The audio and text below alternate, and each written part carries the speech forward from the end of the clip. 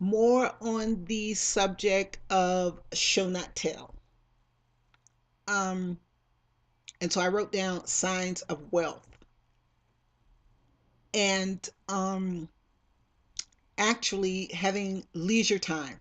That was one of the signs of wealth because the average person, especially say for instance in Autumn, in the first book that takes place in the early 1800s, the fact that my character has time to have tea with the other ladies, that they have sewing circles, quilting bees, embroidery, they sit around and embroider things, that they have the opportunity to discuss politics. As a matter of fact, the women, what my arch villain actually at one time says, um,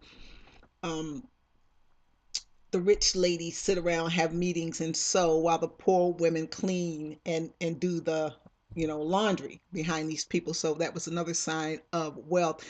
My Autumn character, she when she was a slave, she got whatever she wanted.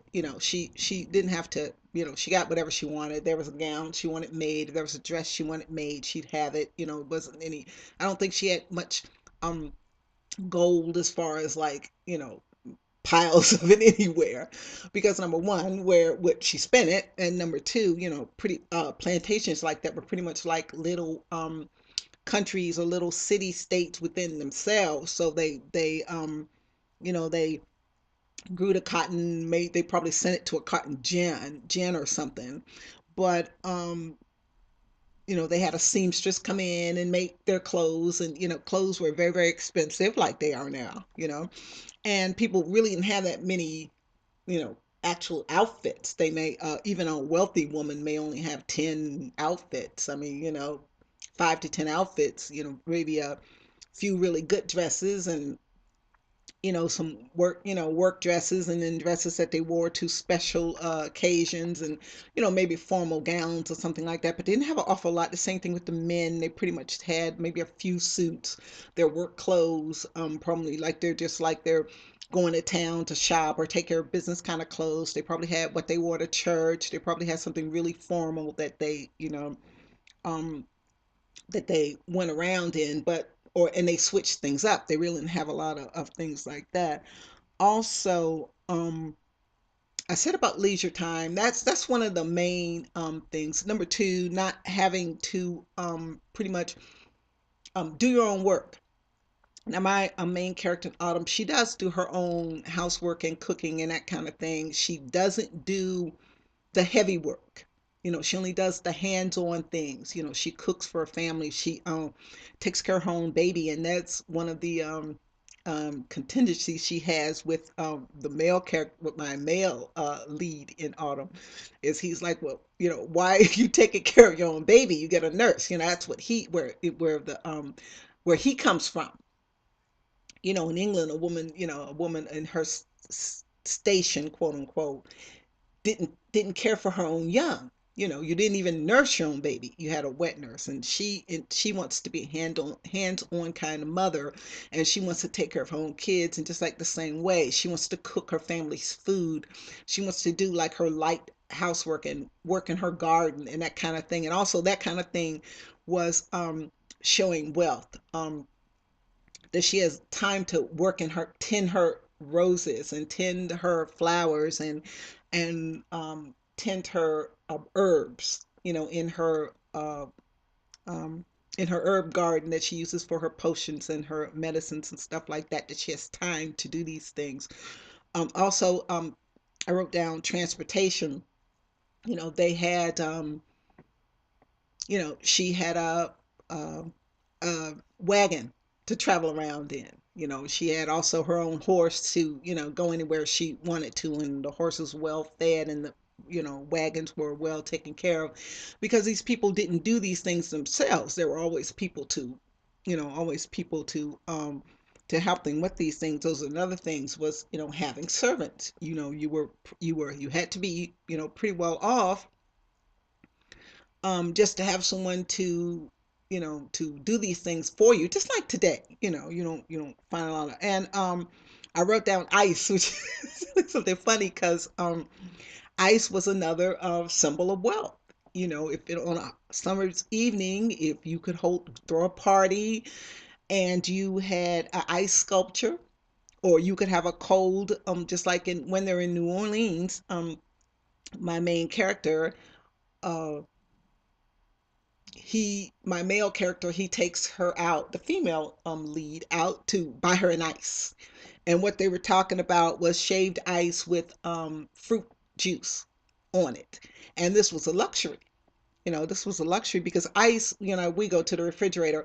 If you were going to have ice in the summertime, basically what had to happen was you either saved it in the winter. Of course, in New Orleans, they didn't, but you either saved it in the winter on the farm in Missouri. What they did was they would save it, you know, when it had plenty of ice in the winter, bury it, put straw on top of it so it wouldn't melt. In New Orleans and in the South, they had to bring it from a long way. So ice was very, very expensive, you know, in terms of, and we don't even, you know, think about going to the refrigerator and getting any ice. I said about transportation.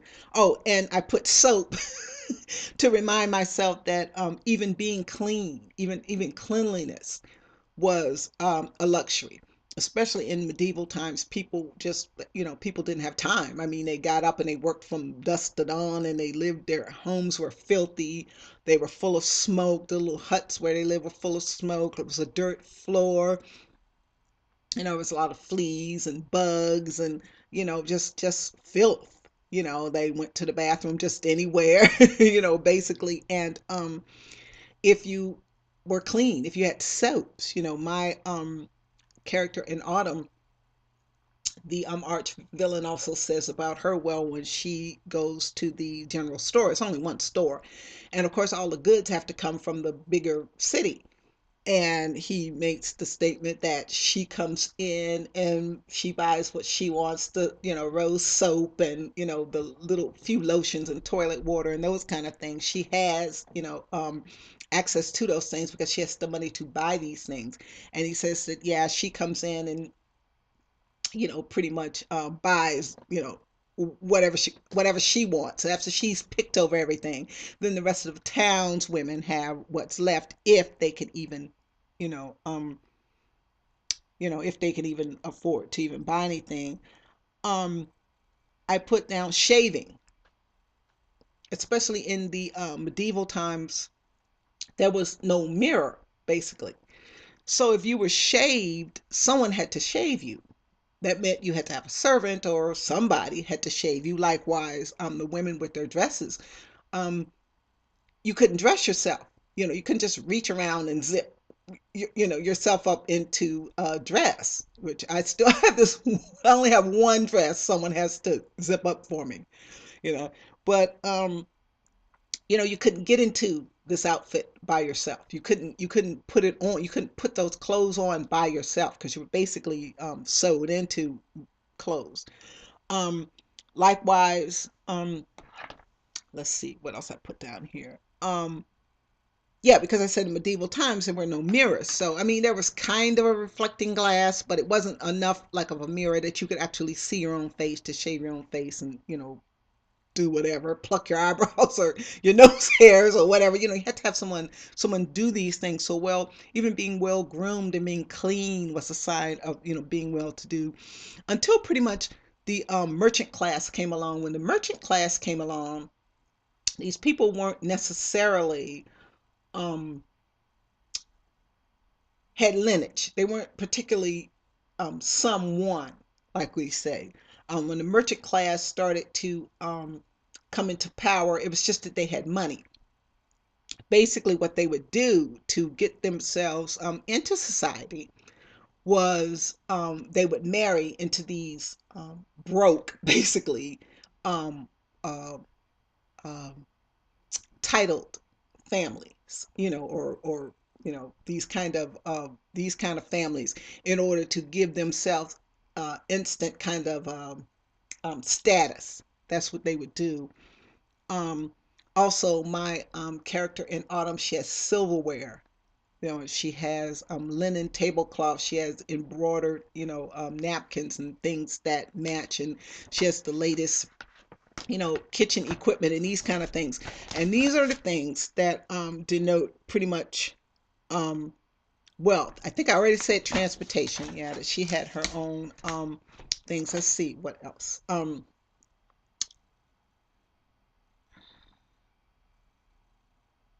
Oh, and I put also along the same line, which really isn't, but it's really another subject, is the um, disparate.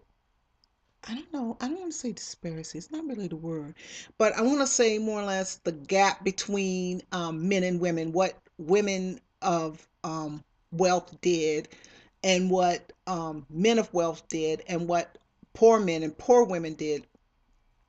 A lot of times in poor families, the woman was out in the. She didn't have the I don't, not the luxury, because hard housework is hard, but she didn't have the choice of staying home and taking care of her garden if she had one, or taking care of her children, that kind of thing. Pretty much she had to go out and work um, with her man in the field. She didn't have the luxury of her nails being nice, her hands being soft, her having creams and lotions to take care of these things, having the luxury of time to relax and put her feet up, and not be so haggard all the time, and toting water, and doing these things like that. Housework was a nightmare during the early 1820s. It's a nightmare now. you know but it was just horrible on a poor woman. And um wherein a wealthy woman, or she would like my character chooses to cook for her family. She chooses to do her light housework around her house. Her husband, he works, quote unquote husband, he works in the fields along with his men, but that's just part of his actual character. But he also, like I was saying before, he has political aspirations. Him and the other wealthy men in town pretty much have a town council. They pretty much run the town.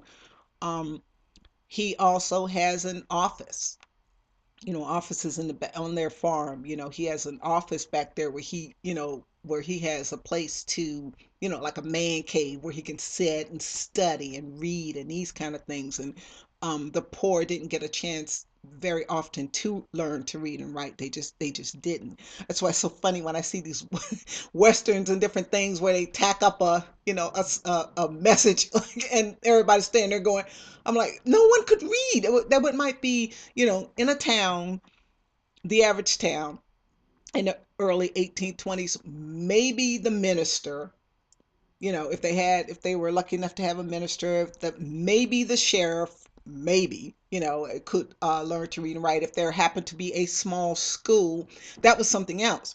The poor children didn't go to school. They just didn't go to school because it costs money to go to school. They didn't go to school. So therefore, that is why it was generational poverty. Because if you don't learn to read and write, then you can't teach your children, how to read and write. And so therefore, it's just a vicious circle. It's a snowball. Um, wherein